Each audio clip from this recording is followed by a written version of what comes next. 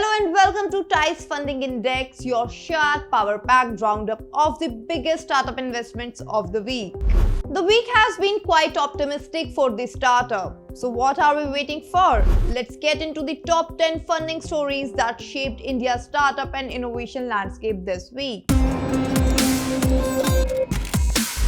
PhysicsWallah, the Noida-based education company, has raised 1,562.8 crore from anchor investors ahead of its IPO. The company allotted 14.33 crore shares at the upper price band of Rs 109 per share. Of the anchor allocation, approx 55% went to 14 domestic mutual funds through 35 schemes. Major global institutions like Goldman Sachs, Fidelity, and others participated in the round. The company plans to use the IPO proceeds to ramp its offline centers, lease new hybrid or physical spaces, marketing, and platform upgrades. This strong anchor book signals high investor confidence ahead of its public marketing listing. This is going to be a key moment for India's Edtech space.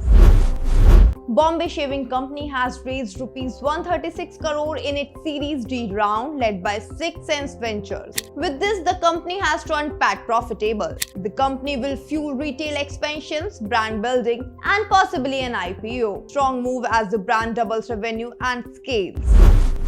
Bangalore-based HRS Navigation has raised $5 million in a pre-Series A round backed by GVFL, HRS Capital, Sadhguru Catalyzers, etc. The startup builds surgical navigation system for complex cranial, spine, and ENT surgeries. Their product EasyNav has already been used in over 20,000 procedures. Now this fund will go into product innovation, global expansion, and manufacturing scale-up.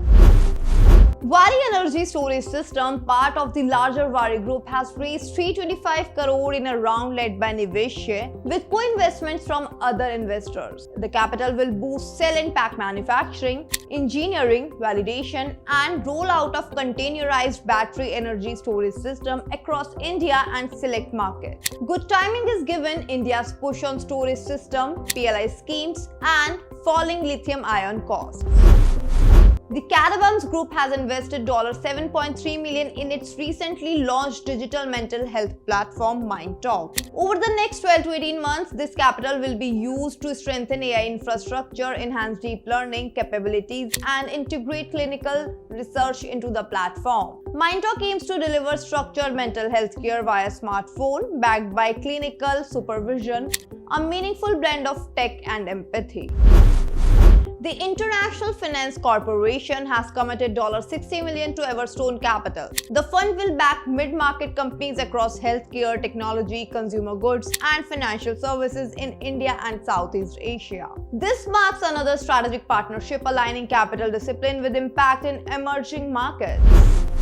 Digital lender Finnable has raised 500 crore in an equity round led by firms like Z47 and TVS Capital. The company targets salaried professionals earning 1,500 to 50,000 monthly, many outside formal credit systems. With low gross NPAs and a healthy asset book, the startup is now scaling responsibly while extending credit access.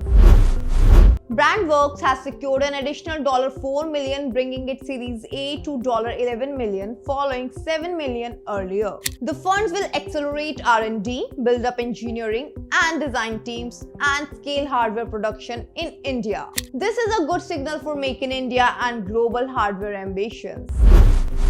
The home and furnishing brand Haus Kinder had raised 30 crore in its maiden funding round led by Sauce.vc. The brand posted revenue of Rs 65.9 crore in FY24 and is targeting 250 crore by 2026. Funds will support scaling reach, category innovation, and brand building. Lastly, the Bangalore-based startup Nyayanidhi has raised $2 million led by 314 Capital with participation from DVC, PeerCheck, Force Ventures, and other angels. Nyayanidhi builds an AI-powered litigation OS to automate legal documentation, filings, multilingual translations, and partner with advocates and courts. The funds will support advocate network expansion, AI product build-out, and deepening government court participation. And that wraps up this week's biggest funding move. For more such deep dive stories and startup insights, keep watching TIES. Also, don't forget to like, subscribe and share this video.